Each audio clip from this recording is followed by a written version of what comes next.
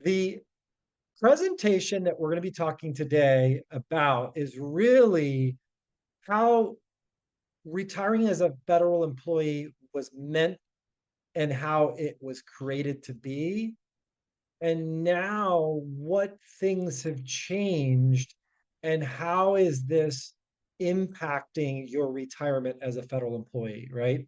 So these are going to be the stepping building blocks that we talk about in today's presentation.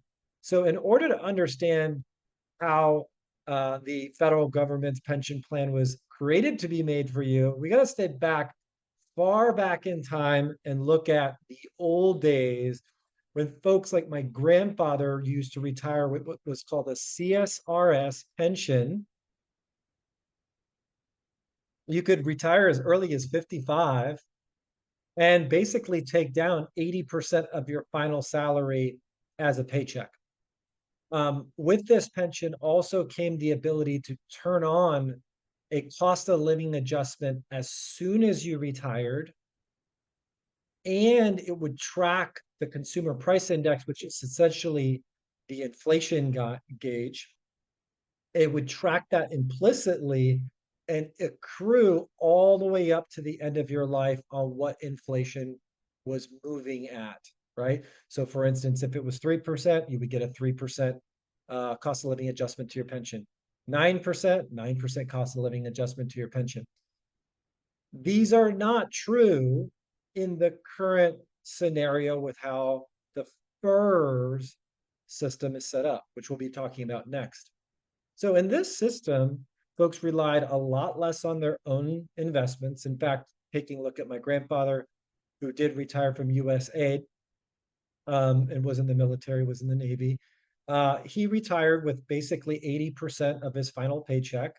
He had next to nothing in his TSP because at this era they didn't match.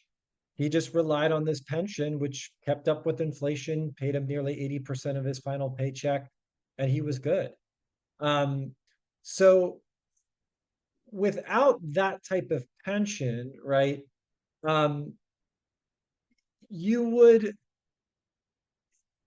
be at a little bit of a disadvantage, let's say, compared to my grandfather. Now we have higher TSPs, bigger TSPs now because of the match, but from an income perspective, he did very well.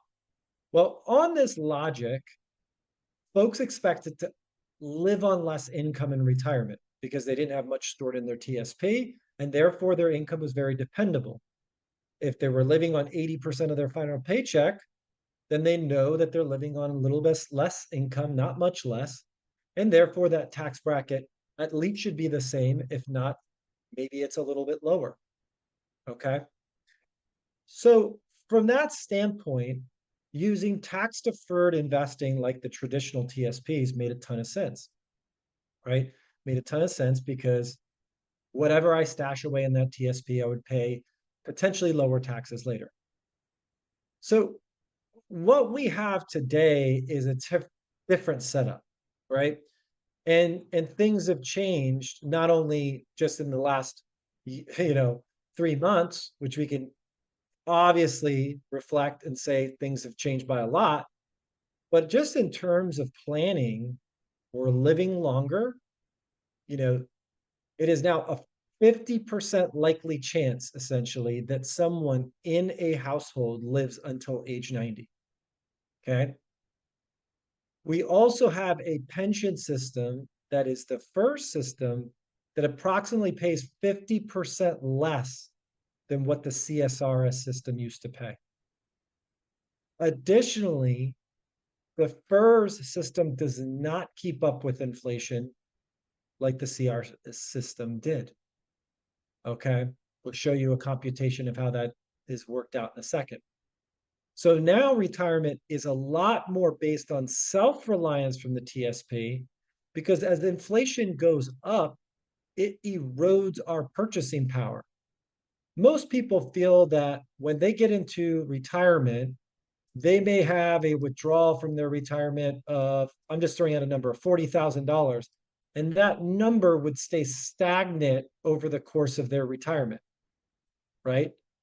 Stagnant. However, it looks a lot more like this. It's swerved up.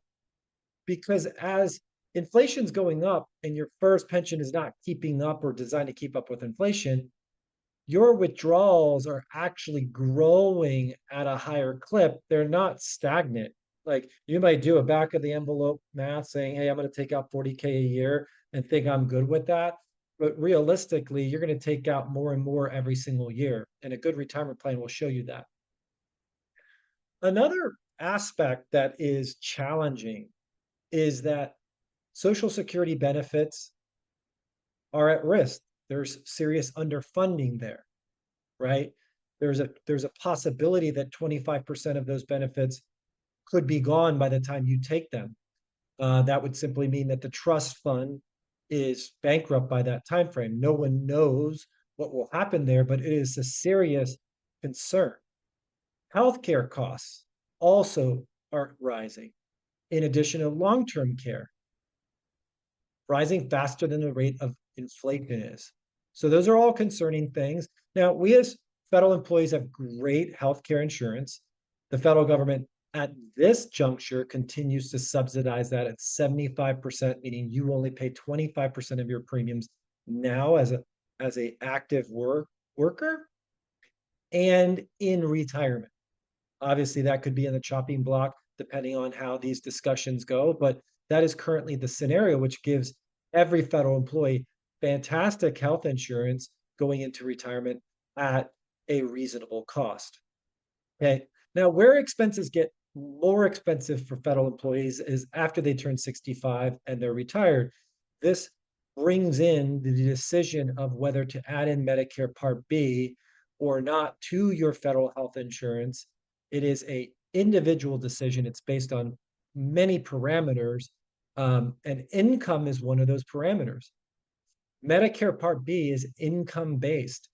As your income rises in retirement, so does the cost of Medicare Part B if you choose to add that into the package of your insurance benefit. Um, it is it is realistic that some folks will not get Medicare Part B because of that income component, right?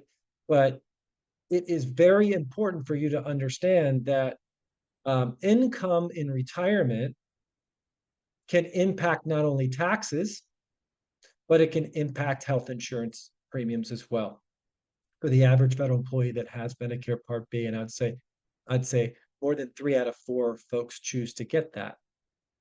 The other risk is taxes. Taxes are expected to rise in the future. Now, under the new administration, they may not rise, right? Those those those tax cuts may be locked in for an indefinite period of time. But we expect with the deficit that tax rates will likely have to rise in the future in order to keep a lid on that deficit from growing. And that challenges the status quo of tax deferred investing versus Roth tax free investing.